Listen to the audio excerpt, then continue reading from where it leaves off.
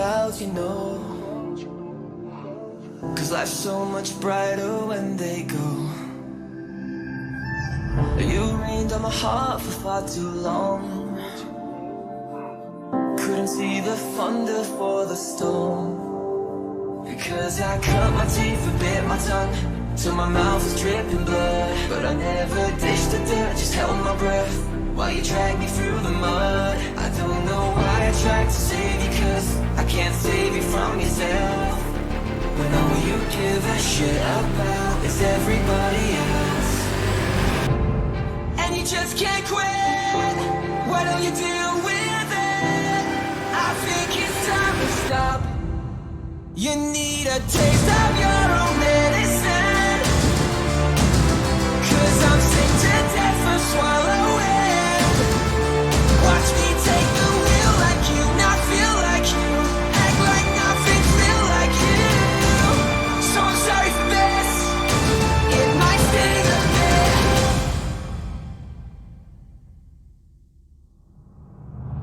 Some people are a lot like clouds, you know. 'Cause life's so much brighter when they go. And I spend too long in a place I don't belong. I couldn't see the thunder for the storm. But you won't admit. Why don't you get a grip? 'Cause you can't keep going on and on and on and on like this. And you just can't quit. Why don't you deal with it? I think it's time to stop. You need a taste of your own medicine. 'Cause I'm sick to death for swallowing. Watch me take the wheel like you, not feel like you. Act like nothing's real like you. So I'm sorry for this. It might sting. 'Cause I cut my teeth for bit my tongue till my mouth is dripping blood. But I never tasted that, just held my breath while you dragged me through the mud. Yeah, I cut my teeth for bit my tongue till my mouth is dripping blood. But I never tasted that, just held my breath while you dragged me through the mud.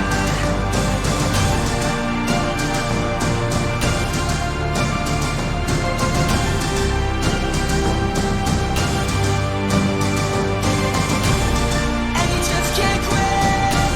Why don't you deal with it? I think it's time to stop. You need a taste of your own medicine. 'Cause I'm sick to death for swallowing. Watch me take the wheel like you, not feel like you. Act like nothing's real like you. So I'm sorry for this. It might sting a bit. A taste of your own medicine. A taste of your own medicine. Yeah, I'm sick to death for swallowing. Sick to death. Watch me take the wheel like you, not feel like you. Act like nothing's real like you. So I'm sorry for this. It might sting a bit. Some people are a lot like clouds, you know. 'Cause life's so much brighter when they go.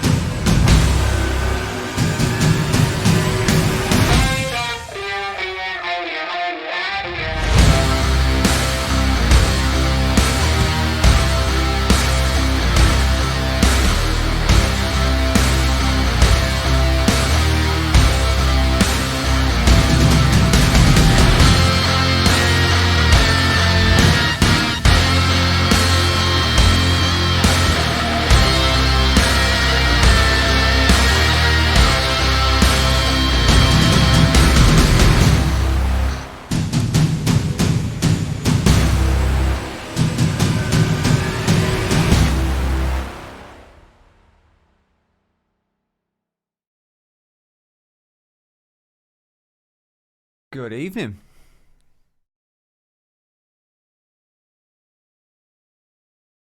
Let's just stop that, shall we? So, yeah, good evening. Today is Make Music Day, which is all about celebrating music and creating it. So, what we're going to do, we're going to create some music, and I'm going to do it live on stream. With a slight catch though, I'm going to try and use only free instruments or free plugins. Don't really have a lot of them apart from Spitfire Labs, but it's a great start to doing anything free anyway. So basically, Spitfire Labs it's made by Spitfire, a really reputable sample company, and they have all these experimental libraries that they basically record and they give out for free.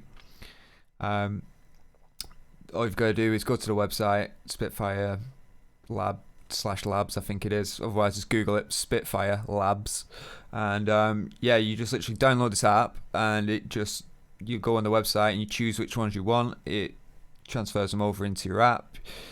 You choose where you want to install them. You load up your DAW, you refresh it, and boom goes the dynamite.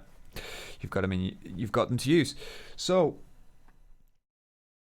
the thing is with them though is the fact that they all have a unique character to them. They aren't your stereotypical violin section or I don't know, choir or piano. There's a unique character about them. They aren't recorded with millions of mic positions. It's just bog standard. This is what you get out of the box. They do some nice articulations and things like that, but they've done it in a way that they're playable and also cost effective, because let's be honest, if they were going to use Air Studios to record free stuff, they'd literally run out of business in probably about a month. So let's get straight to it. Now, I am on a new computer now, so hopefully the audio is going to stop dropping out. I'm not purchasing a new webcam. I just don't see the point, to be honest. I'm not the best to look at, and to be honest, it's always dark when I stream or when I actually stream. So yeah, so we'll just get straight to it anyway. So the main goal of today is to basically create a piece. I don't know what it's going to sound like, just using free instruments. The only thing I'm very concerned about is the fact that I personally really don't like the reverb that you get with this lab stuff. It's not as, I don't know, it's not as silky smooth as I'd like, or as I like them. So I'm just going to try my best to just hammer through, but I'm probably going to end up using some of my own reverbs. I will be using just the Cubase stock plugins for mixing. This won't be a full mix because I like to mix after I've written. I do the odd chops as I go along, but once the piece is written, I usually stem it out, and then I will bring everything down to zero, and I will just start lifting the faders up and doing what needs to be done to make it sound pretty. So let's get straight to it. So I've loaded up Labs, and I've got it set up to soft piano. Now with soft piano, you get basically these two sliders. Well, three if you count the circular one. And this one is for dynamics. What this actually does is if I play it down here, since there's nothing coming out my keyboard right now, but as I start to bring it up,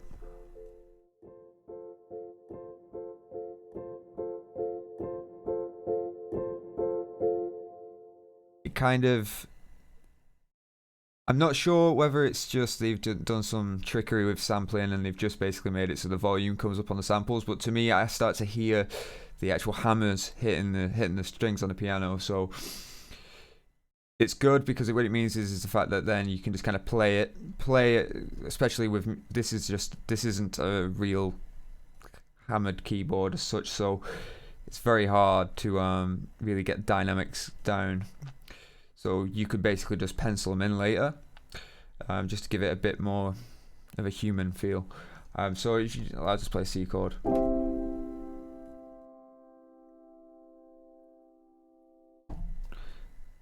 Whereas I play it quiet, well, play it to about 45%, and I hit them at relatively the same attack, whatever we want to call it. I hit them, yeah, same weight. I'm hitting them at with the same strength, really. And if I hit it when it's up here, you can hear almost the fingers hitting the keys and it bouncing back as well, and the hammer bouncing back. The red one is expression, and that is just like a way of just helping volume. I don't think it's actually programmed to do anything other than just like volume swells, but it can also come in handy just when you want to use, well, you don't want to do automation, I suppose, in a sense of on a mixer.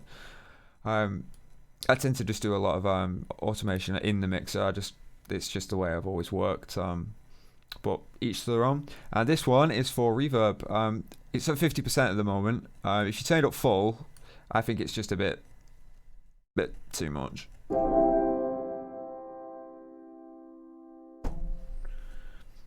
Hello, Callum. So, yeah. Let's hope my keyboard actually behaves today. For some strange reason, it just keeps randomly turning off, so I might have to go to pencil. So yeah, it's just turned off. Let's just turn that back on. It's something to do with USB power, the way it manages it. Yeah, I think we're dead. I think my keyboard's dead. Sod it. Takes a lot to stop me. So we've got a piano here anyway, so just gonna go straight to bar 5, which is a really good thing to do. In general, it's good practice. Start at bar 5. This gives you enough time. If you was working on film, it's just a pre-roll, things like that. So let's just see if we can get a keyboard to turn on.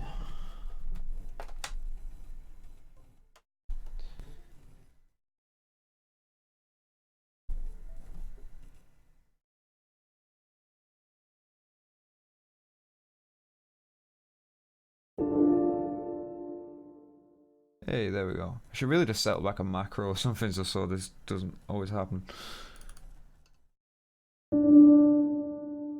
So yeah, the reverb is a bit full on for me personally. So just keep it around 50, maybe even less.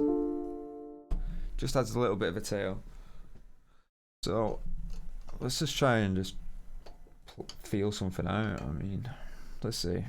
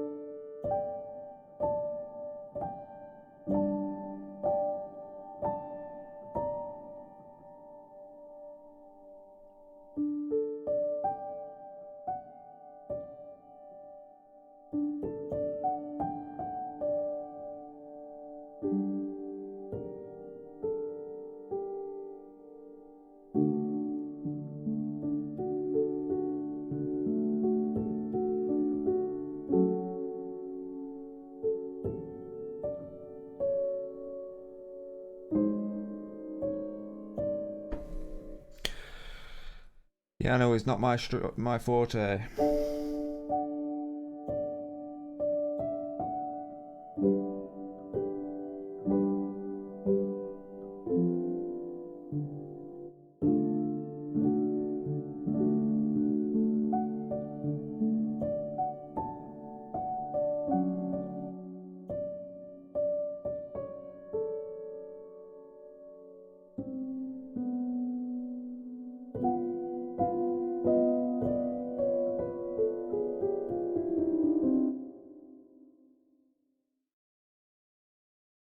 Sounds like them really emotional wars.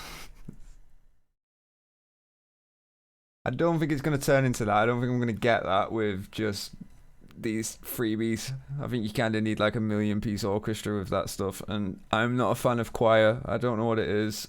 I can't stand choirs. I don't know. I just can't do it.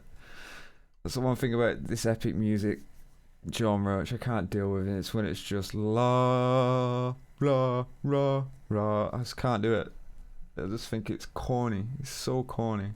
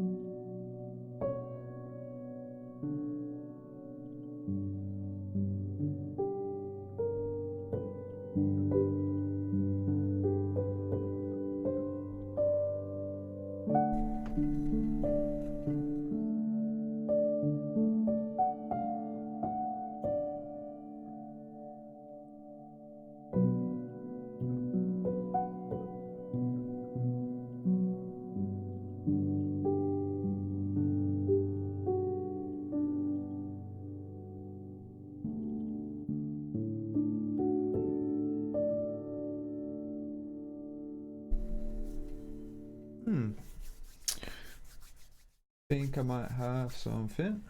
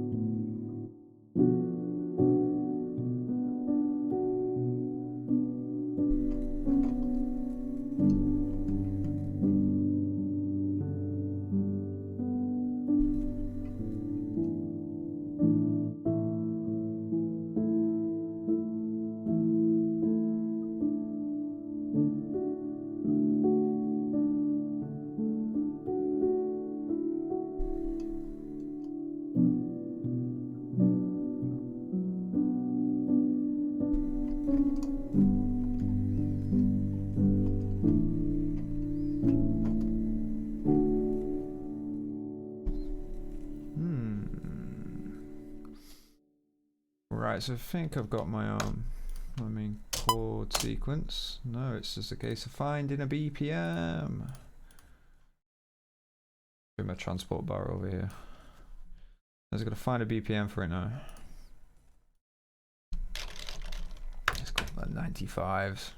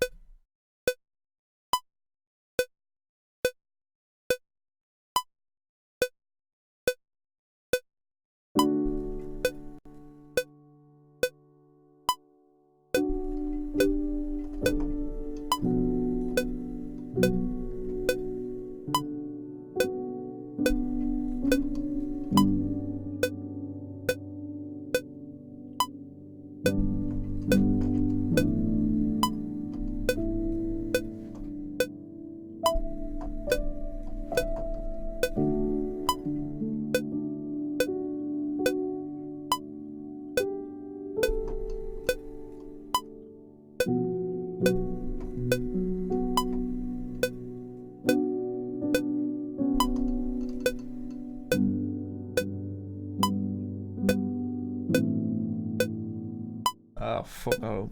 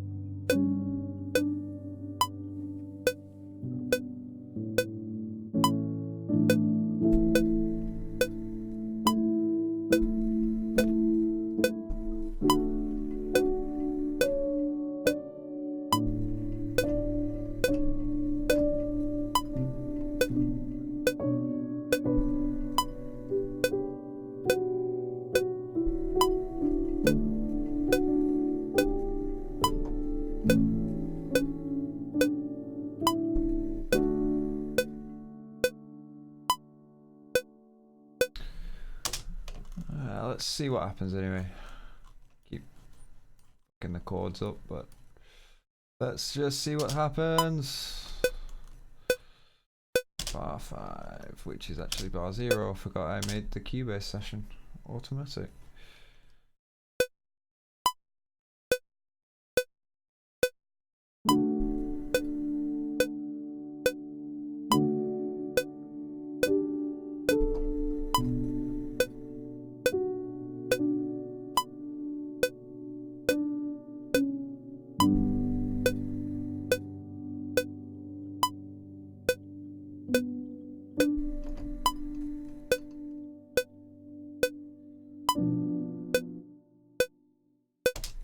Ah.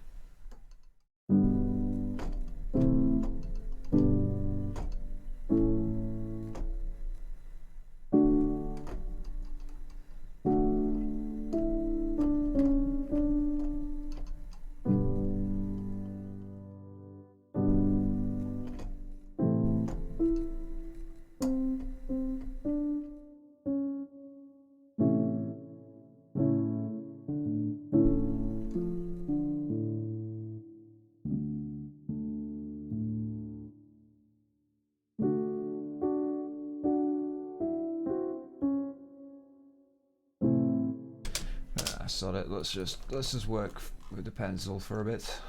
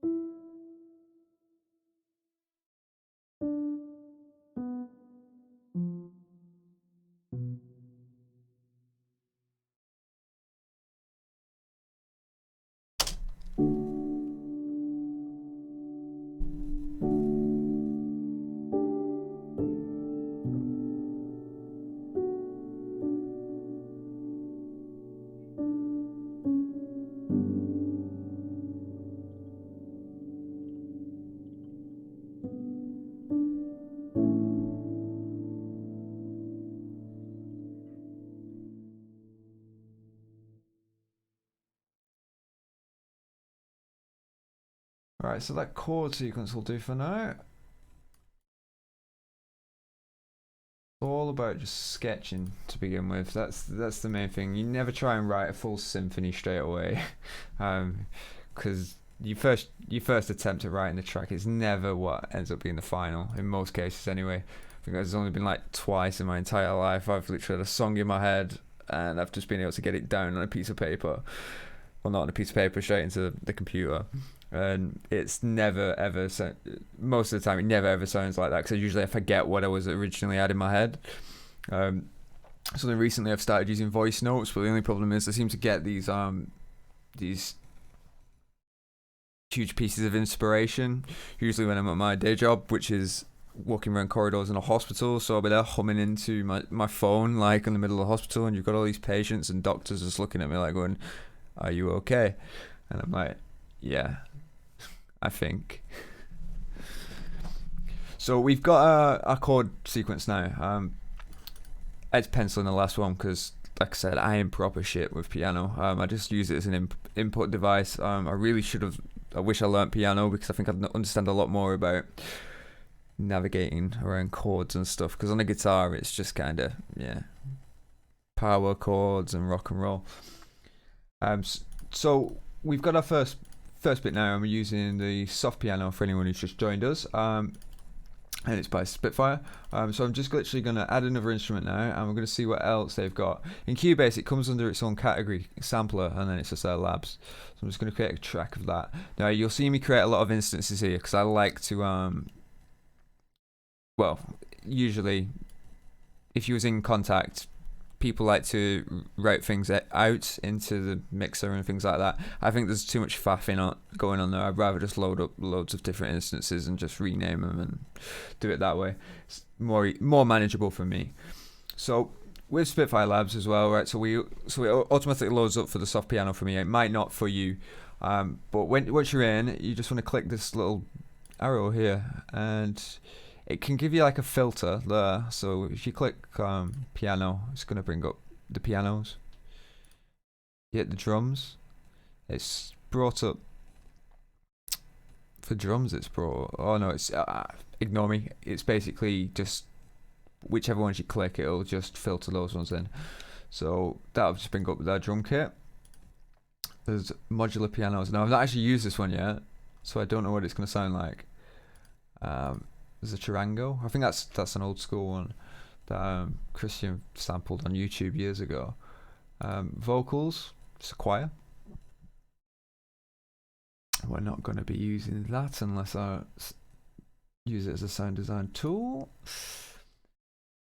So we've got strings here, and we have the dulcimer, frozen strings, amplified cello quartet, scary strings, and strings. Now I've used the strings quite a bit just to layer up, because like I said before, there's some weird characteristics with these string libraries. They're not perfect, and some of those imperfections, they fill out some of the sonic space. Like even if they're just low down in the mix, they just pad it out a bit, and it just kind of gives you this full, warm, rich sound.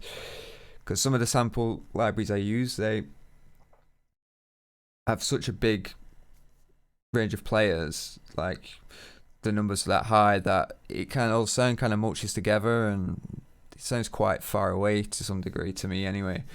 Whereas with these, they're recorded at like, I think just a nice distance. Well, these strings are anyway.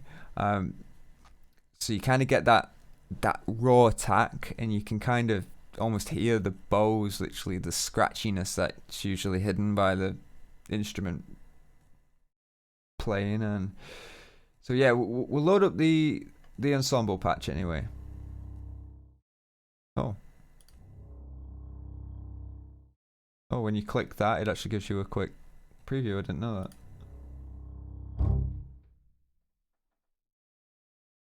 Right, so we've picked up the ensemble patch. Now, these are now going to make a lot more sense than if they were the piano.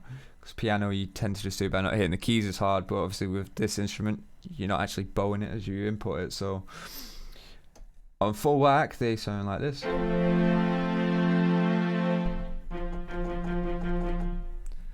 And you see, you can hear that attack of the bow.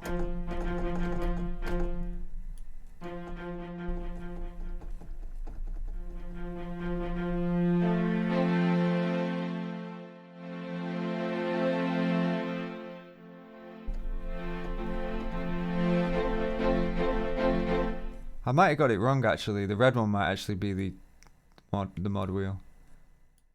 Oh god, yeah. The red one's the mod wheel. Ignore me, I'm just talking absolute shit.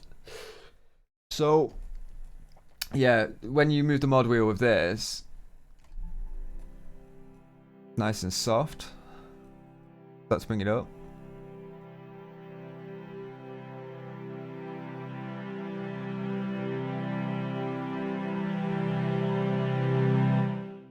And you can hear it's all, the players are pushing harder on the bow, and it gives you this scratchy and more, I don't know, it's just a bit of a sharp sound. Now, how you do it in sampling is you'd record like them doing it at a soft, a medium, and a hard, and then what they do is then they overlap them, and the samples are always there. And then the second you go over that threshold, so let's say we had it 25, 50, 75. Second you go over that threshold, it crossfades, and so the audio from one goes lower as the other one comes up, and they seamlessly overlap each other, and the other one gets louder. And that gives you the illusion that they're actually playing a single sample really loud, and going from quiet to loud even.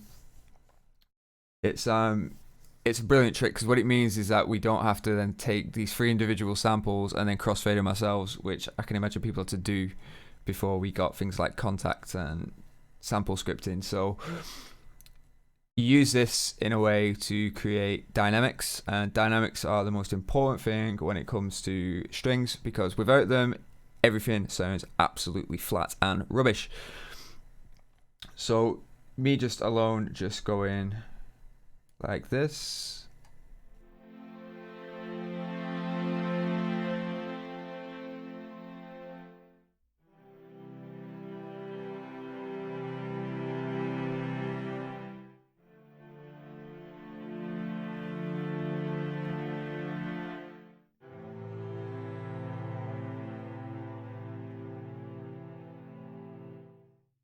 You might want to put some reverb on this, just because it just helps gel the silences in between the notes.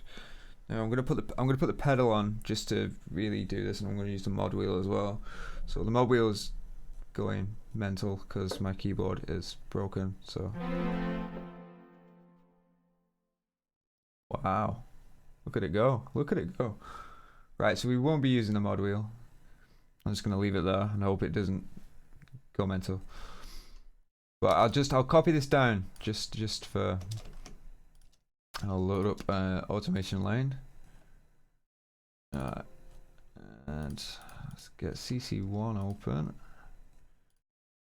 It's becoming a standard now that people just use CC1 or modulation CC just to do dynamics and stuff, because if everybody did the same mapping, we'd be able to then just copy and paste a part down, and then all the MIDI would match and it would be brilliant. But not everybody's doing that yet, but it seems to be becoming a lot more standardized to use CC1 for your dynamics anyway, especially in string libraries.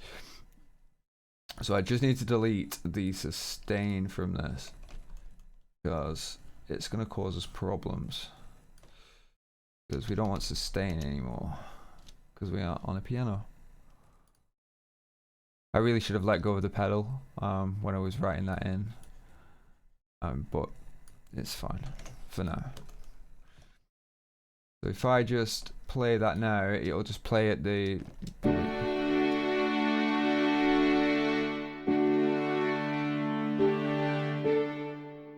See, it just sounds a bit meh. So if what I'm gonna do is bring them up like that.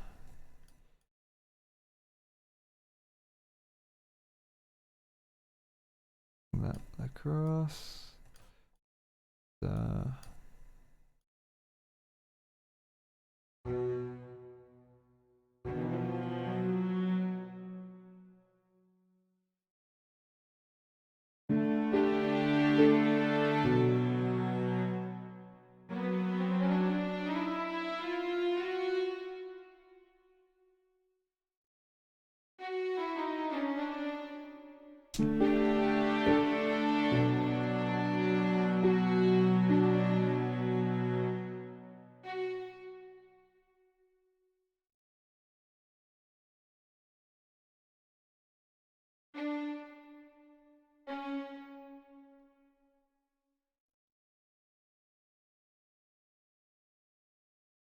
So we're just making this a bit longer.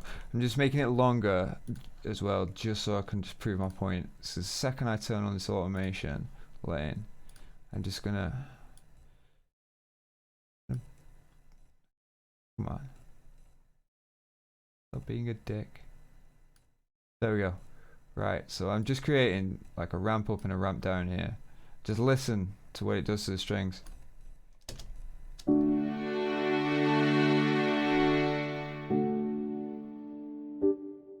Like instantly, it just all of a sudden adds a bit of character, a bit of emotion to the piece. I can't sound any more cliche if I tried. But what you do is it just adds a bit of a performance to these strings, because otherwise they'll always just play exactly the same. Because it's the sample, it's just a sound recording played back.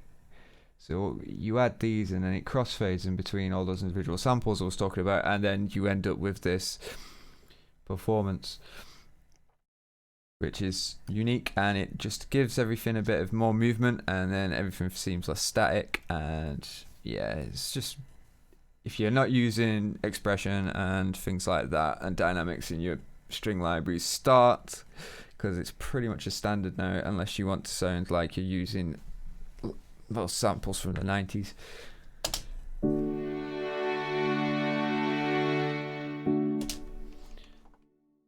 So let's just bring up there.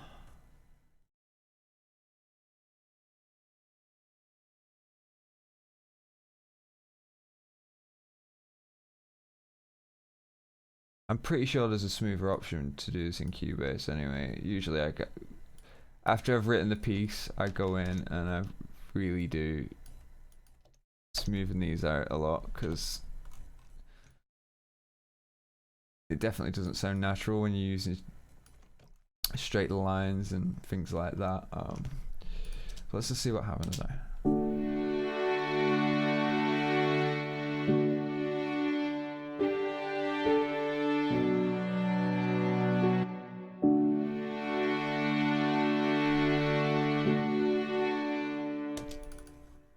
Going on here then?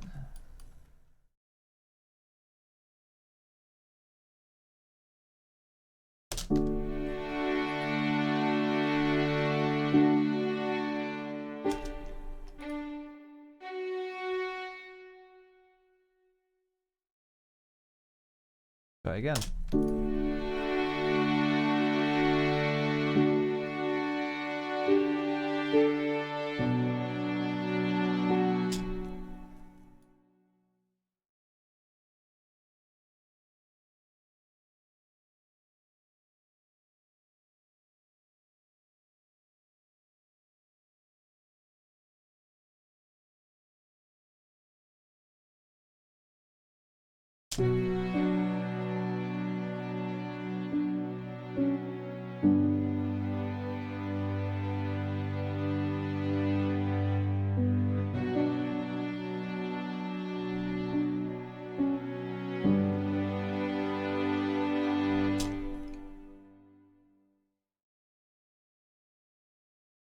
As you can see, just moving it around. I mean, this is really rough, and it automatically just kind of gives the piano time to breathe. It gives the strings time to breathe in between the gaps in the piano, and all you're doing is playing the same notes relatively around the same time, but all of a sudden your piece sounds interesting, emotional, and just better. So make sure you're using your CC controllers. I don't know why I'm saying this like I'm some form of teacher, like, but yeah.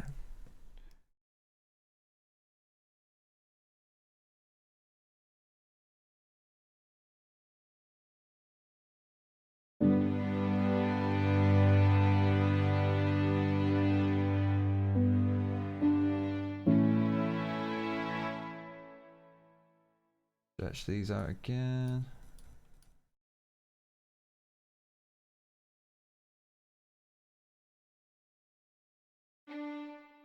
The thing is with strings, like, once you add the right reverb, I mean, some people might watch this stream and think, oh my god, he's quantizing everything and everything and everything. Yeah, I do. I quantize. And then when it suits, I then start moving things around. But with these samples, with them having pre-baked attacks as strong as they do, I think it's probably best that you don't. Something like Cinematic Studio strings with the delay, depending on which legato patch you use, yeah, don't quantize them. It's better just to either, if you are going to quantize them, do the offset on your MIDI, where you put it so many milliseconds behind, so that when it reads it first, and then that way it'll trigger the note before the delay starts, and then it'll land straight on the beat with your MIDI. But it's still not perfect, because depending on which articulation you use, they've all got different attack speeds. So it's best just to do it by hand. Just write it all in, and then just do it by hand and clean it up, because once you use other libraries, they do start to the timings go off and then everything turns into a sonic mess very quickly, especially using reverb. So let's just straightened all them out. I want to make this go quiet here and let the piano do its bit. Give it a little bit of a raise up again and down, and then we will give it a little one, down and up and up, and that'll just give it a bit of a crescendo leading up.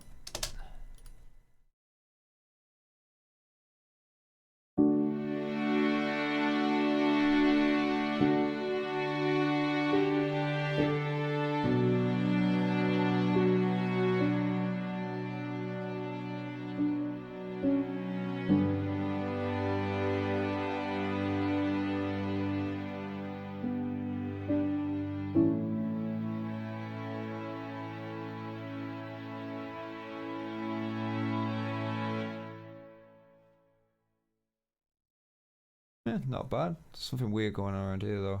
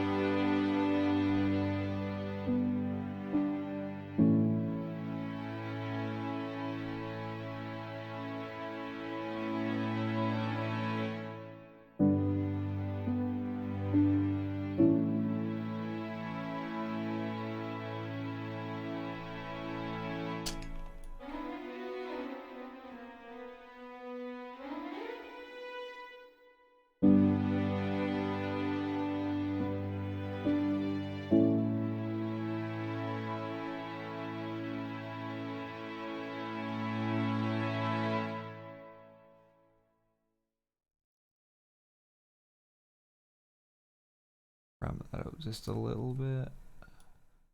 Bring that down. I think it's just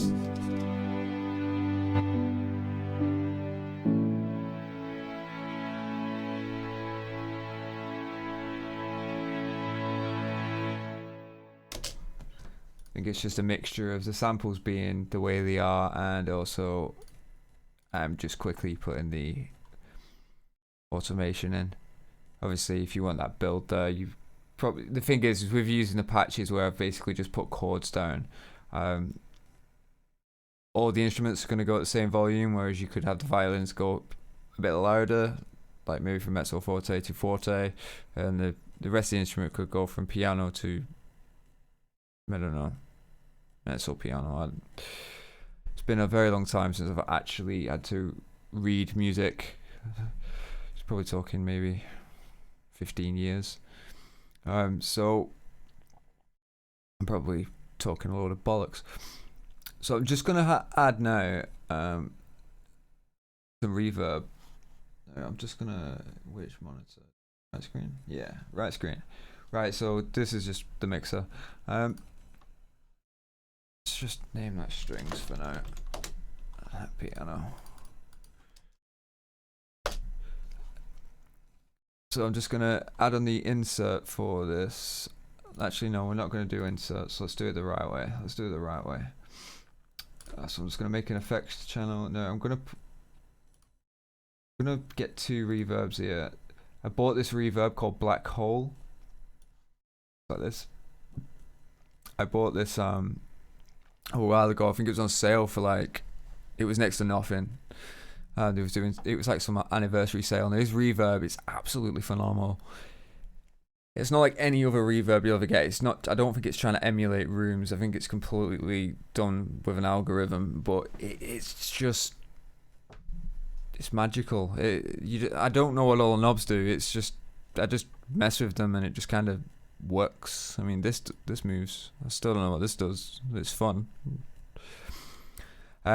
Yeah, basically this is just like, it's such an overwhelming reverb sound that if you can just chuck, I don't know, you could drop this Xbox controller through a mic and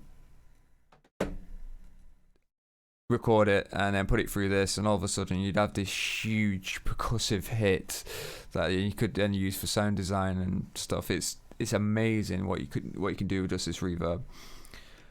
So what I'm going to do is I put it on effects channel, and I'm just going to run, for now, let's just run the piano through it. I've put it on full mix because obviously it's coming through an effects send, so I only want the full signal for the reverb coming out of it because that's what sends are for.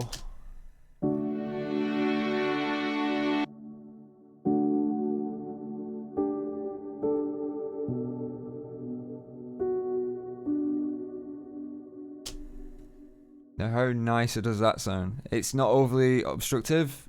It's added loads of character. It's almost like you've added a synth underneath it, like a synth pad sound, but it still sounds natural because it's being affected by the sound of a real signal and not a synthesized one. So I'll A/B it just for the sake of. So this is what it sounded like.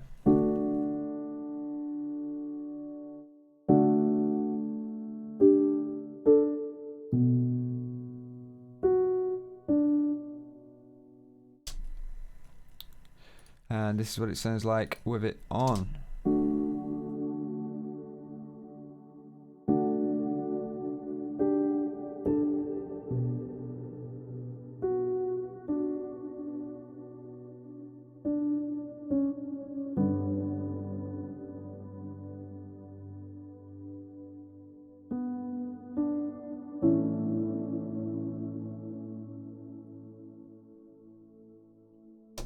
It just sounds so fucking pretty.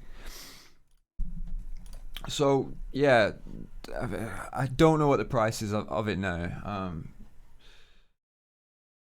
It'll probably go on offer again at some point, I can imagine, because I'm pretty sure every single composer who didn't have this on my friends list on Facebook literally bought this on the day that this went on sale. Everyone was going nuts for it. The website crashed and everyone was going mad because it was like, we want this plugin, and we couldn't get it because the website crashed because so many people wanted it at once. But yeah, it's a great plugin, and we're going to use it, and I'm going to try and keep it so everything's free. The instruments will be free. I'm probably going to have to use these reverbs because I really don't like the Labs ones. Nothing against Labs. I think it's a great tool. Me personally, it's not for me.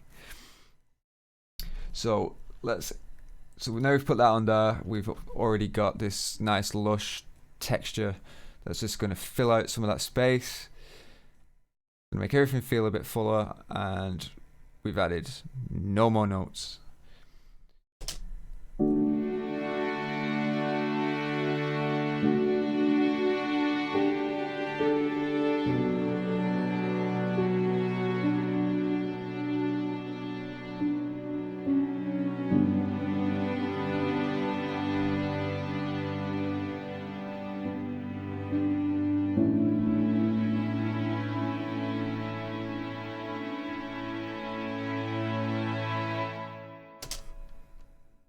I'm thinking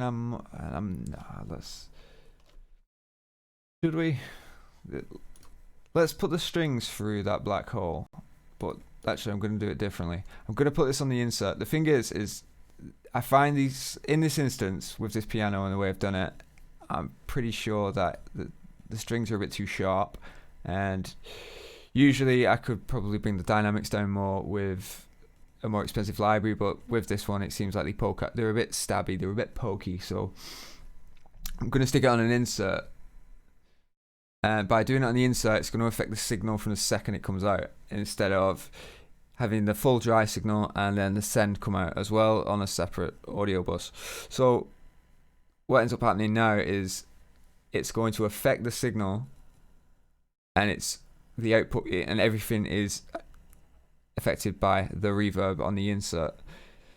So what will end up happening is it'll actually dampen the strings a bit. It'll actually like put them more in the room, and it all depends on the mix knob here. I've only just realised that you've all been staring at my mixing screen for God knows how long, so I'm going to put it back on here. Right, so I'll bring that back up. So let's grab this. again. Actually, yeah. So let's put the black hole. We've got the black hole, and we're going to keep the size the same, things like that. We're not going to really mess around with it. But if I change this mix knob and put it up to 100%, what it's basically going to do, it's going to affect 100% of the signal that goes into it, which in this instance is the output from Labs. So 100% of those strings is going to be pushed through this reverb. Whereas if I had it at 50%, only 50% of the string signal would be affected. So in effect, half. So you'll still end up with some of that prominence of an unaffected signal, but you'll also get the effect from black hole. The second you go over the 50 mark, you'll start to notice you start to lose some of them original characteristics, and they go further and further away back into the mix, and whatever the effect is that song characteristics will start to be more prominent. So you can use this in a way so that you can take it above 50% and it almost pushes the strings back, and it gets rid of some of that attack. And considering the piano's so mellow, it's probably best to do that. But it's all about, you've got to move around and fit it to taste. So I'm going to bring that down to 0, and I'm going to play the strings, and I'm going to start bringing the mix up and to see what happens.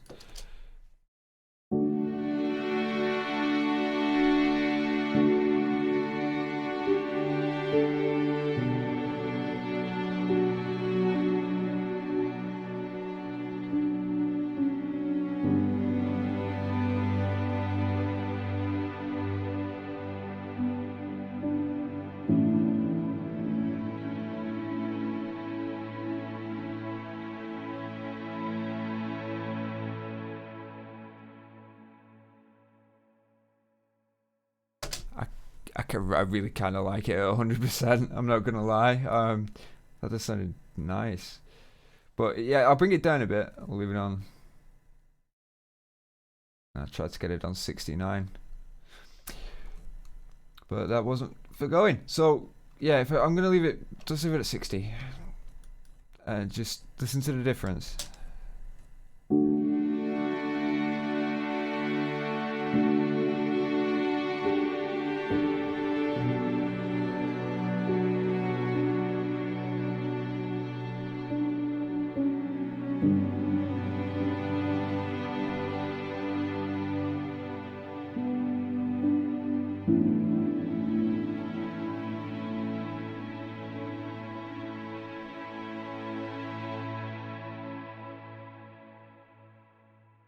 I'm gonna keep it like it is. I think this is gonna be an ambient track more than anything. I need to go on Labs again. I'm really fighting the urge to go into Contact and get out some of my other libraries. It's so hard. It took me so long to actually get some decent libraries, and now I'm saying I'm not gonna use them. No, I really want to check out, what was it? That Frozen Strings. Some of the, like I said, most of these labs I've not even used. I just downloaded them and I was like, right, I'll just leave them there for the day that I use them. But it's Make Music Day, so we're gonna make music with them. Now this actually has them set out differently. So we've got cello, violins. We've got the harmonics from those instruments. I don't want a bird song. And soltasto. What does it sound like? God, this sounds like a vacuum cleaner going through black hole reverb.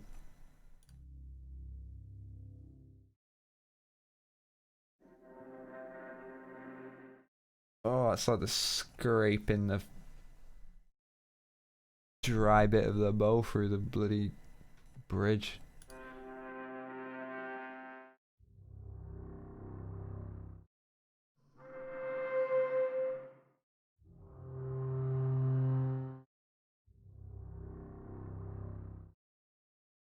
Like, this says it's a cello, but that's clearly out of range for a cello.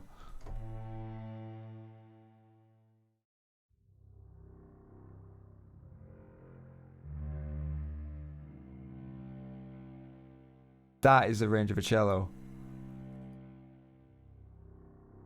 That's a double bass.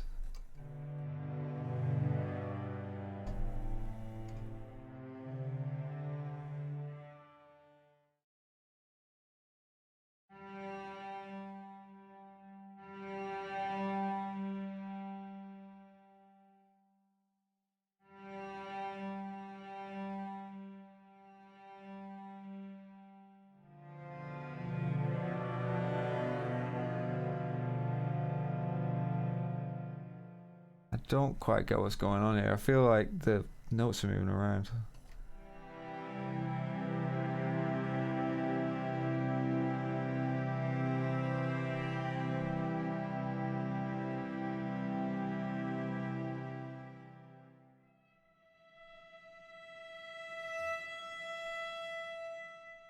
Yeah, I don't think that's gonna work.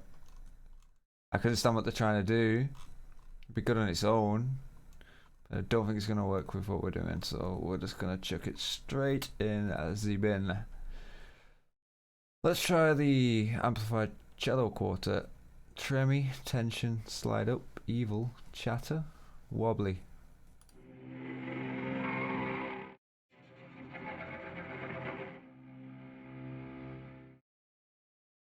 Tension.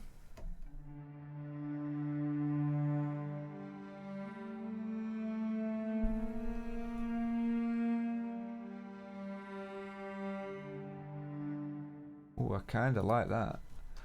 Don't know how it's going to fit in this though, so we'll just have to wing it. Let's just wing it.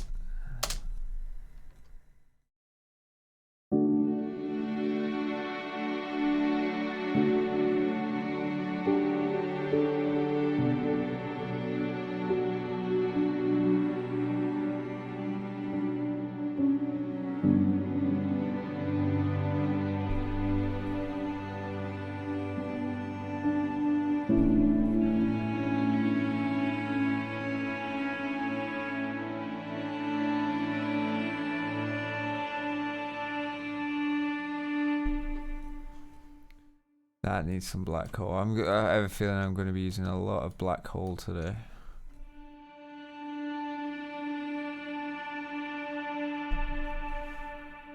Just sounds cool.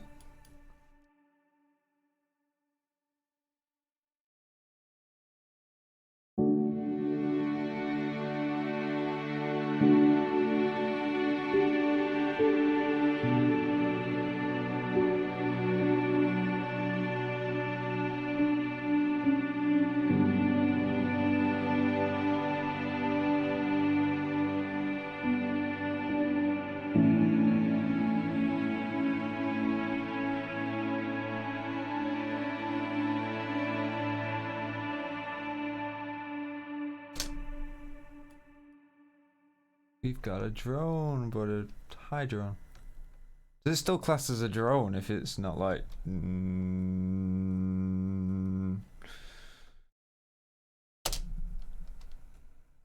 Put that in anyway.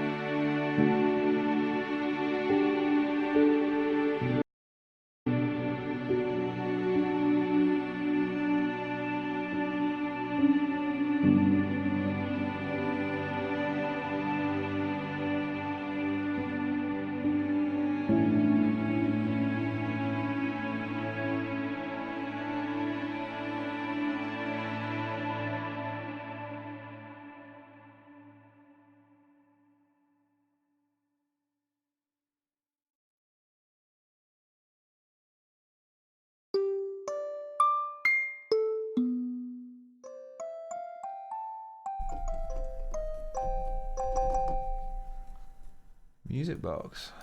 Okay.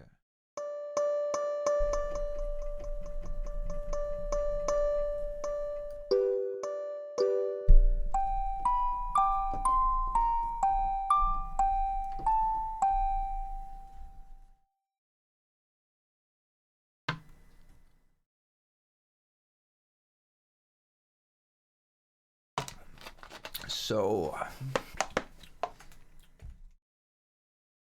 gonna be an odd combination of instruments, this I think, because we're gonna have to make do with what we've got. So we could end up using other instruments to make percussion and things like that. Might have to do some stemming out, bouncing to audio, and making some drums and stuff. Let's see.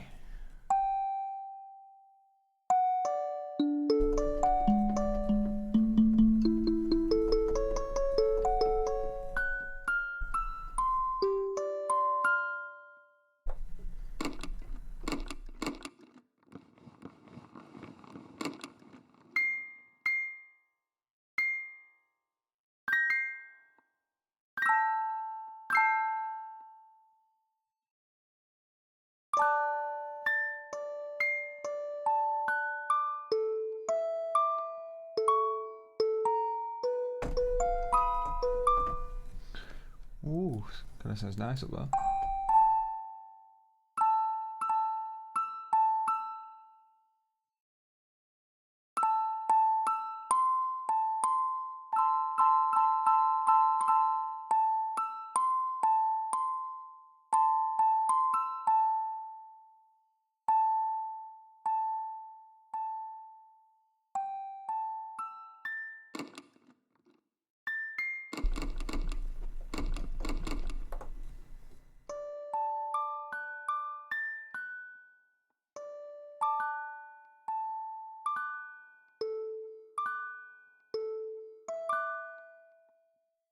Not sure how this is going to work.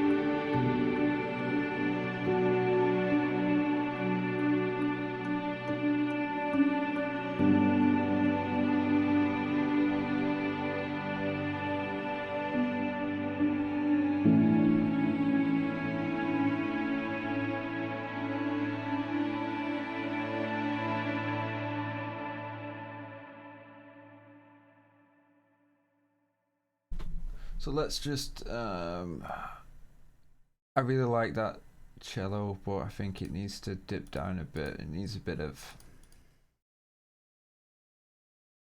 yeah. Yeah.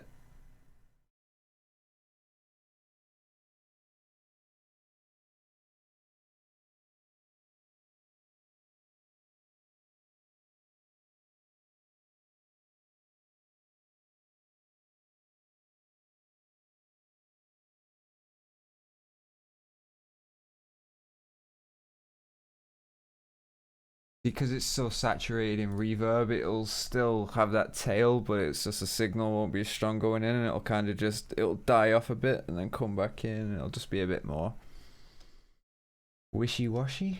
If that's a phrase you can use.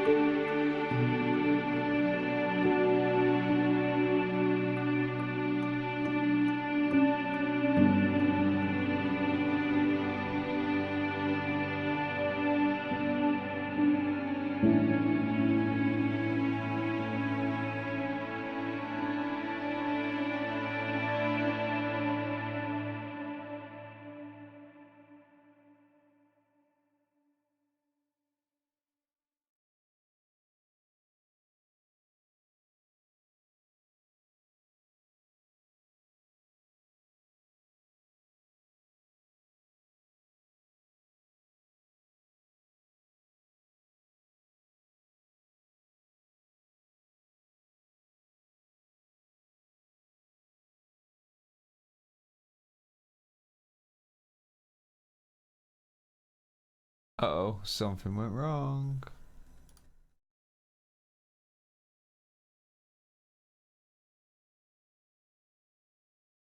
Fix it.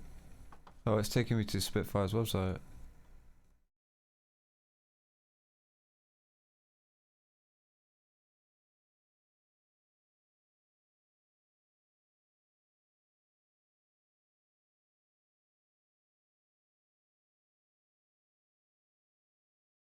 Oh, it cannot find the samples. Oh, probably been a dud install. Okay, let's not use the charanga. Let's see if it lets us use any of the others. Nah, they aren't for working. What can we use?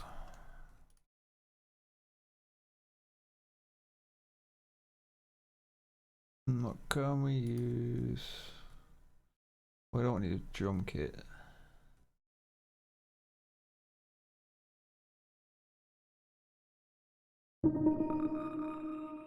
Ooh.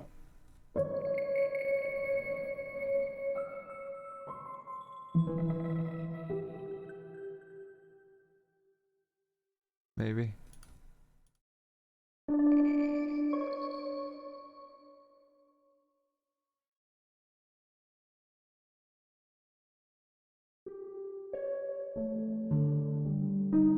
Oh, I like that one. I like you.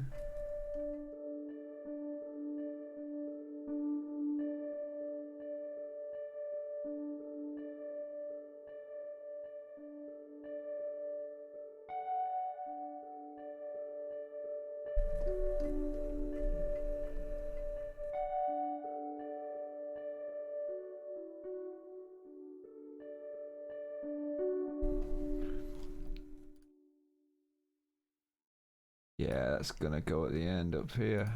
give it a bit of a breather, and then we are gonna go boom. So let's drop that in. If you can play that first time to click. Sincerely, Darren.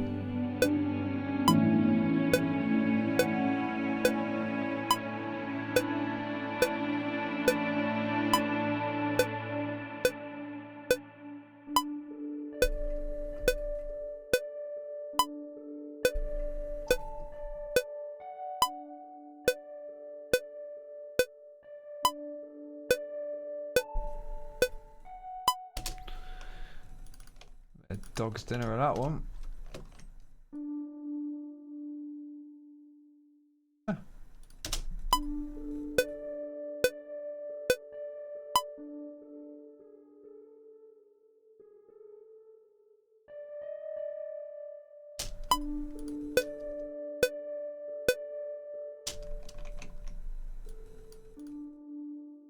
Give it a bit of a funkier time and then just doing straight on quarter note.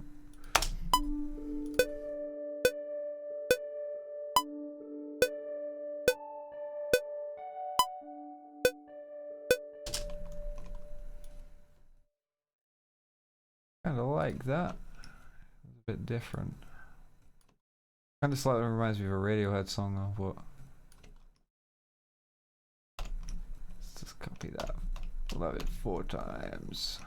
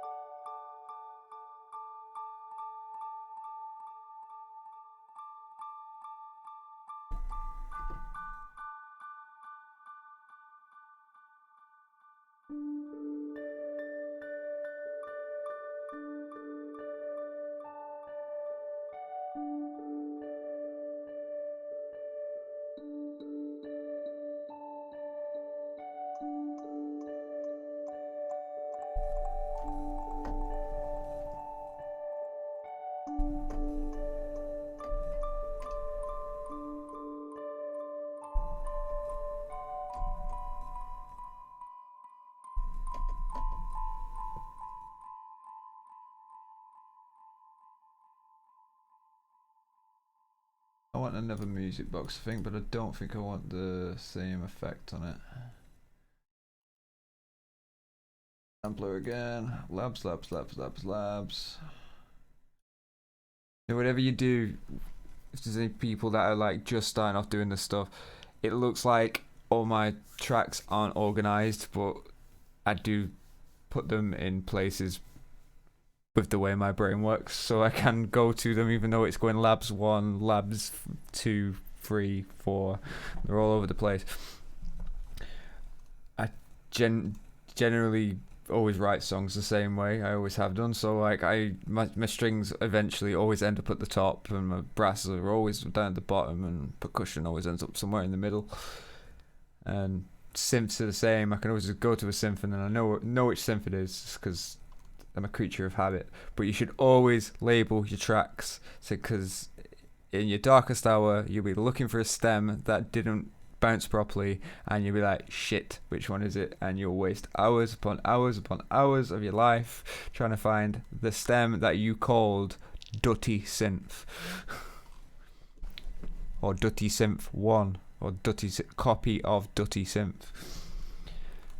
So let's get that, where are you? Music box. Let's try this resonator one. In case. Ooh. Kind of like that one better. Yeah.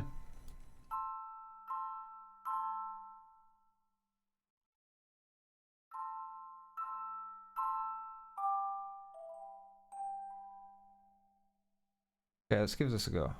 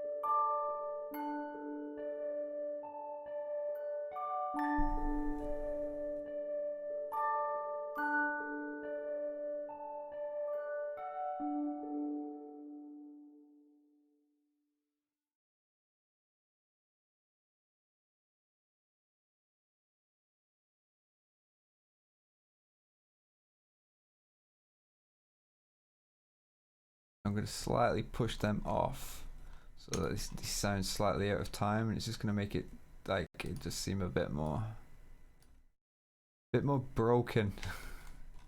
Got a bit of a weird vibe to it.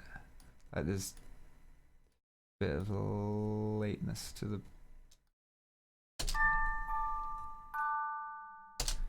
stops them sounding so synthetic, because like with a music box, I'm pretty sure it's going around on a spool, so it can only hit one note at a time, but it might hit them really quick.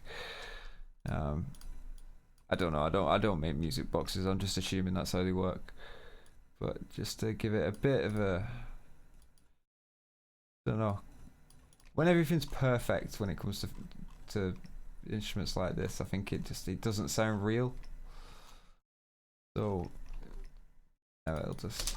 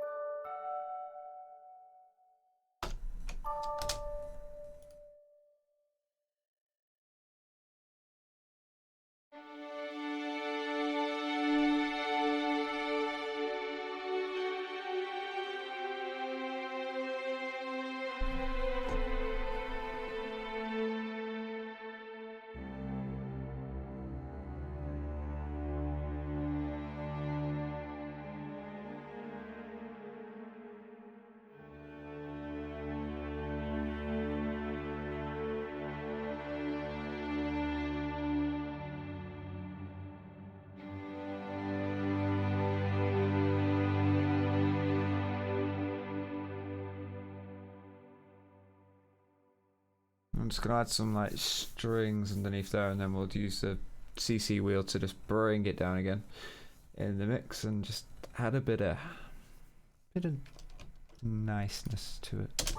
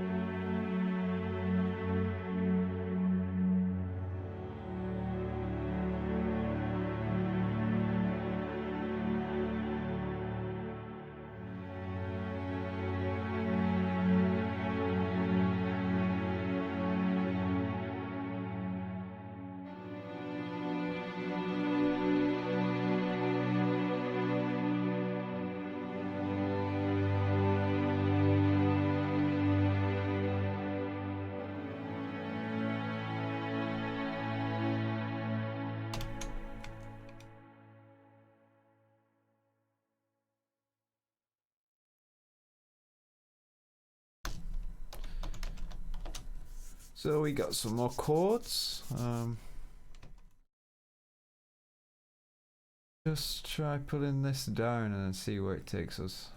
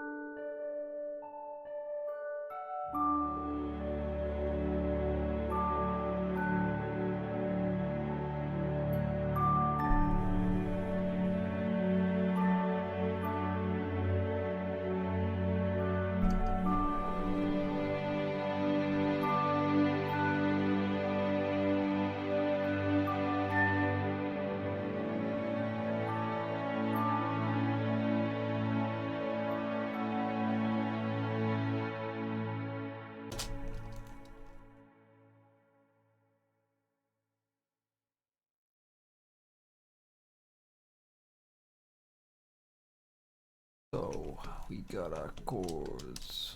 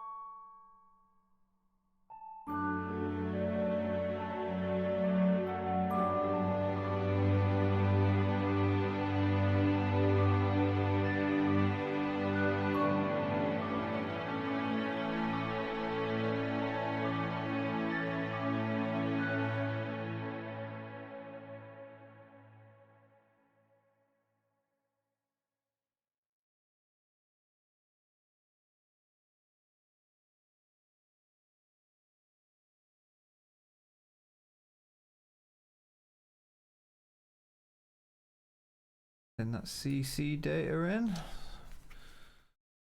I want to make it build and build and build.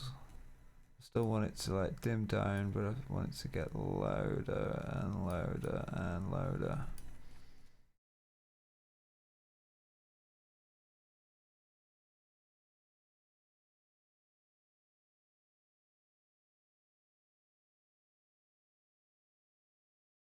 Just grab that, and you grab it by the corner. You can just do it all incrementally like that.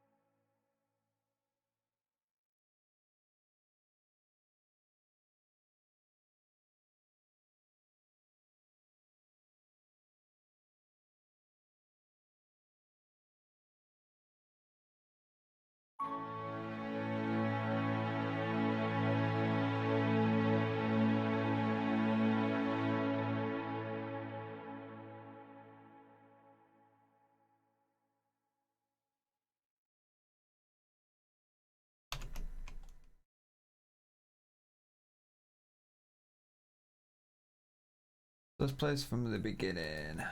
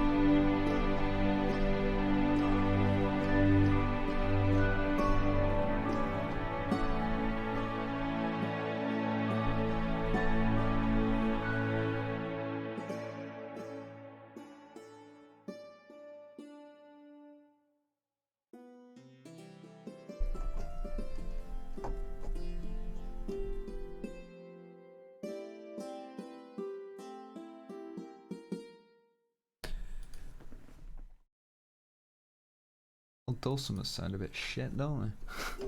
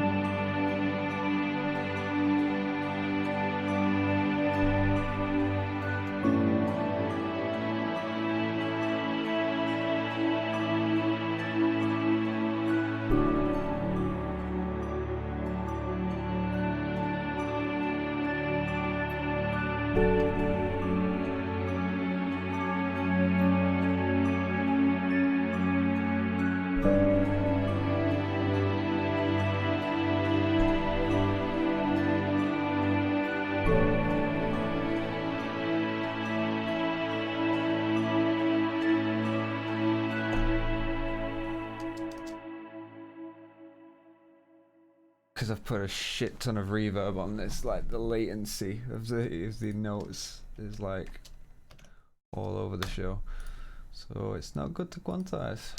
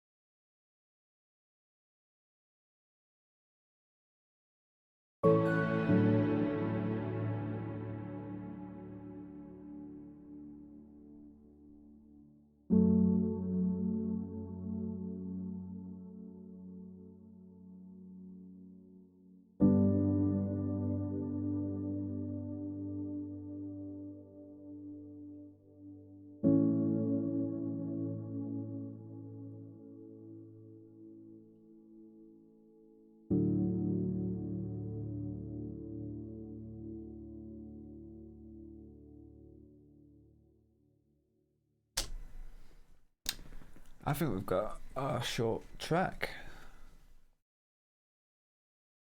No, I'm kind of amazed at the low track count, to be honest. What is it? 1, 2, 3, 4, 5, 6, 7 tracks, one effects and a shit ton of reverb. It just goes to show that having every single sample library in the world doesn't mean you're gonna create a song with it. It doesn't matter. I'm genuinely shocked that like I've been able to do this so quickly. Hi, fraudulent 416. My man RG.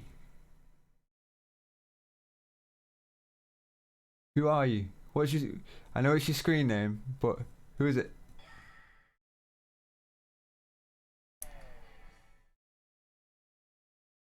I forgot I set that up. Ben's friend Harry. Oh, hi Harry. How you doing?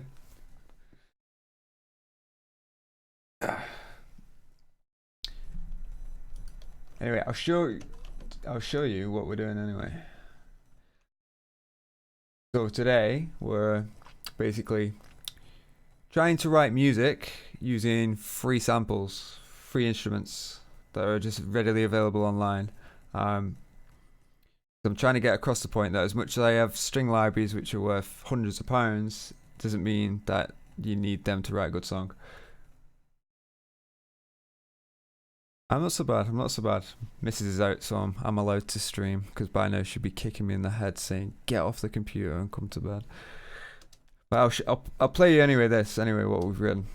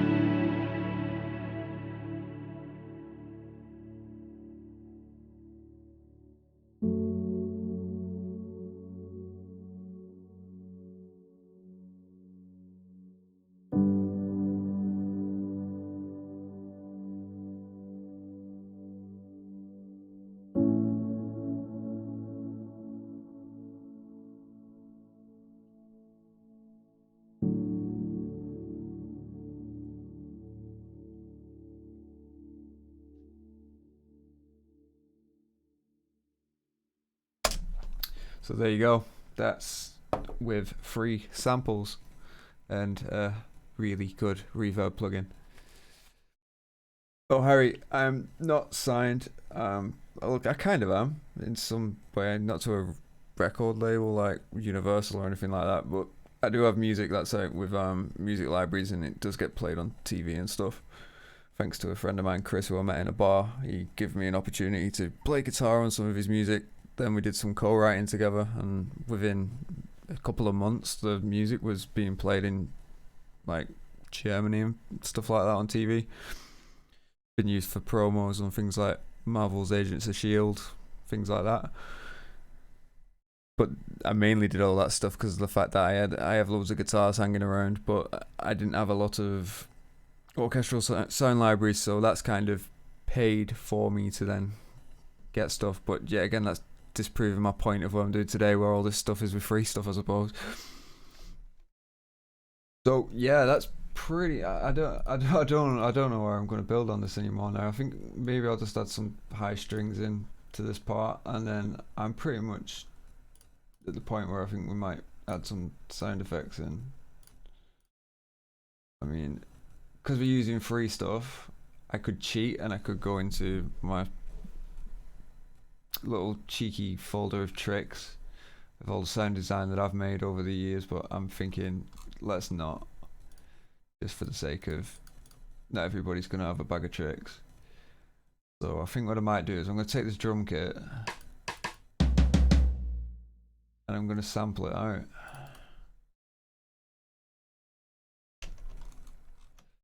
So what you do is I want like a big boom, so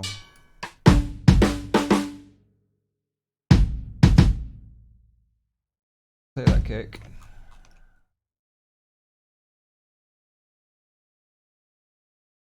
Put it on the bar. And then what you're going to do is you're going to render this in place. Now, I know Logic has this as well, but I don't think it's called render in place. It might be like bounce to audio.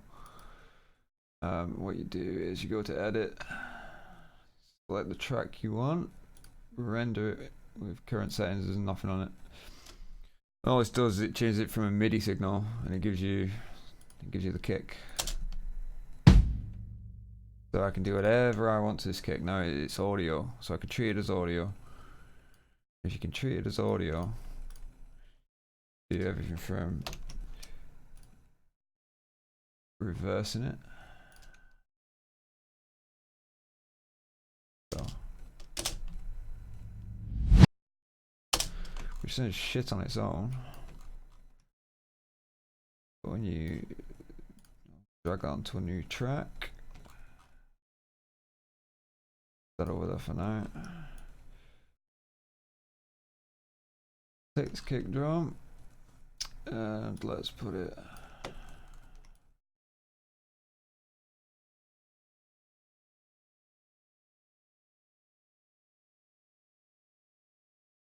there, and now we're gonna what's it called?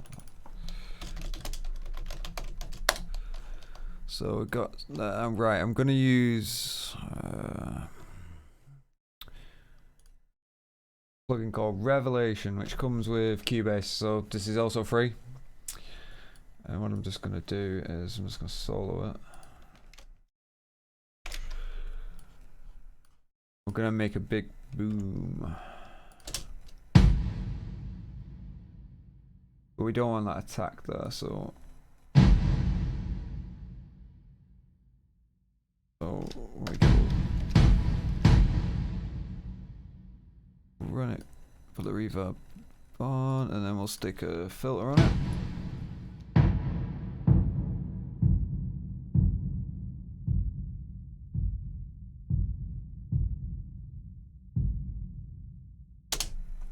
And that's just a low pass filter where it's just taking all the high end off, and then we're left with a boom, and then that still affects, goes into the reverb, and it goes into the reverb, and then you end up with that. And then we're just going to increase the time on the tail.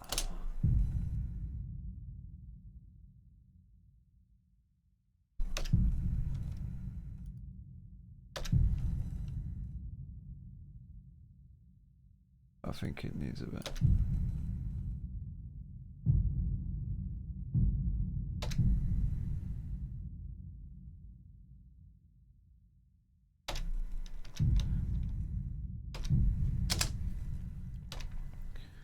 I can't believe you're bringing up those two songs on on this stream. I'm pretty sure if people found them songs and they found my high-pitched voice from back when I was a teenager, I think they would turn me a new one. I have to say though, I was listening to some of Ben and mine's stuff from years ago, and it did amaze me that we was writing all that stuff in my bedroom on like the crappiest mic and in a room that was not built for recording. I knew nothing really about production. I couldn't mix, I couldn't master, I couldn't do anything, and we still ended up getting songs out that well, they did well locally, I suppose.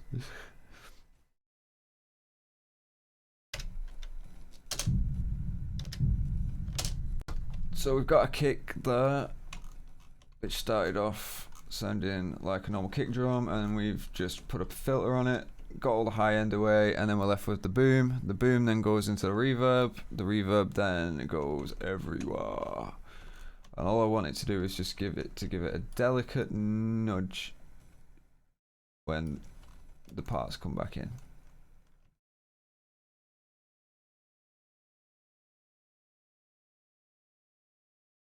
So all that'll do now is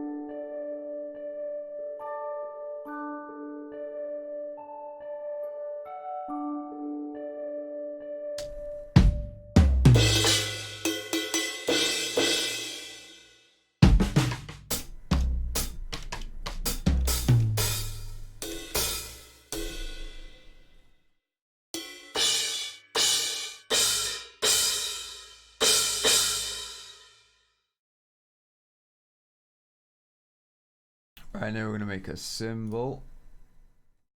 It's already a symbol though, but we're gonna do the same thing again. So we're gonna just bounce it to audio and then do some cool shit like reverse it.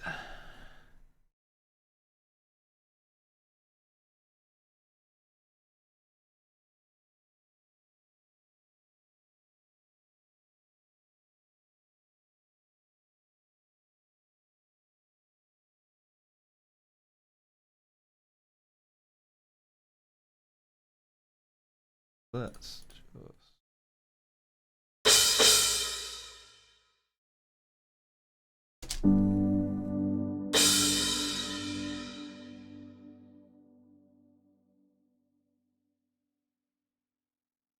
so let's grab it, render it in place.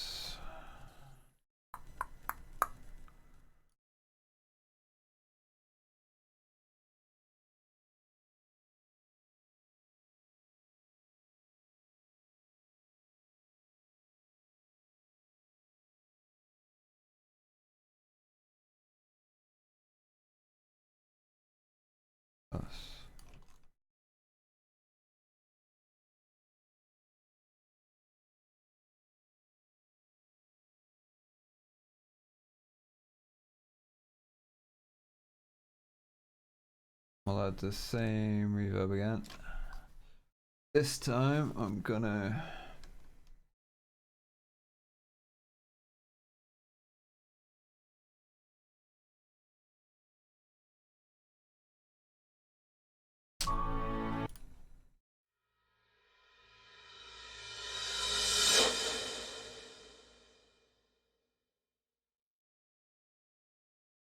kind of work first time.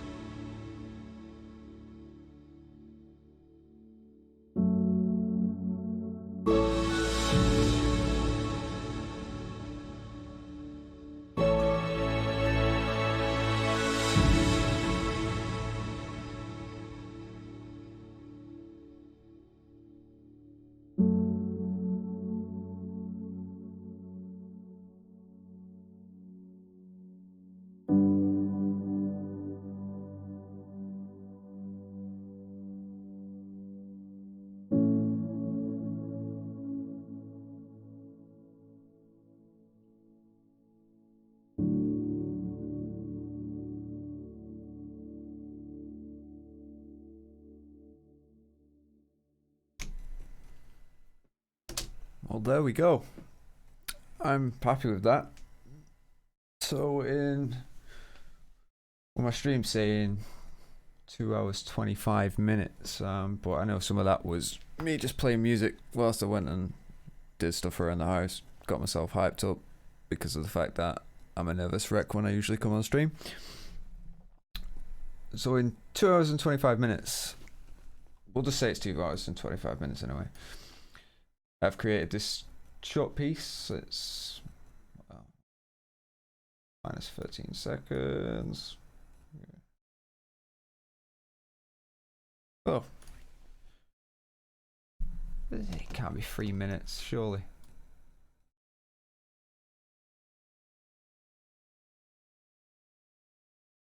Must be.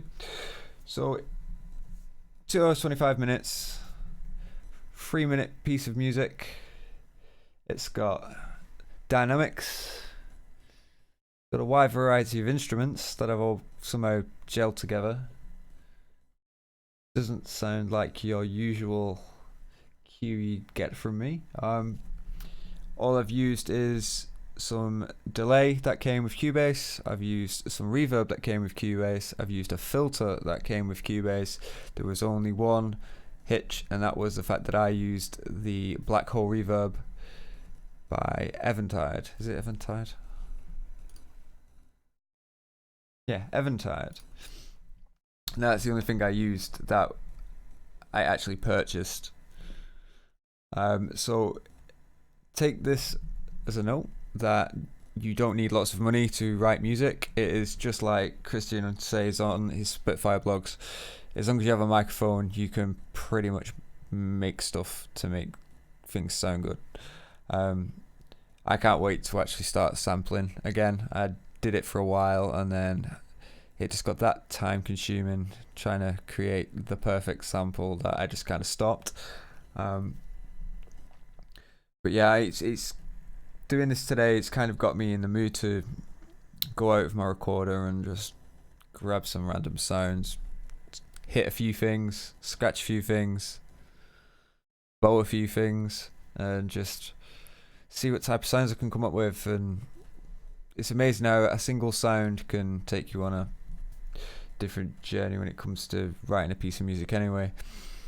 Because usually if I'd have gone straight for some spiccato or staccato strings, by now we'd have ended up with an ostinato and we'd have ended up with a full big orchestra piece that, well, everybody's doing that. So I hope you enjoyed. If you're watching on YouTube, I apologise that it's very long. I might put some timestamps down in the comments. We'll see. Probably won't though because I'm lazy. But for everyone that did tune in, and you might be watching back or you're on the stream now, my view counter has decided to glitch out. It keeps dropping to 0 and then going up and then down. I don't know what it's doing. Yeah, so thank you again for coming along to stream and happy music day. I'll play the track one more time. Peace out.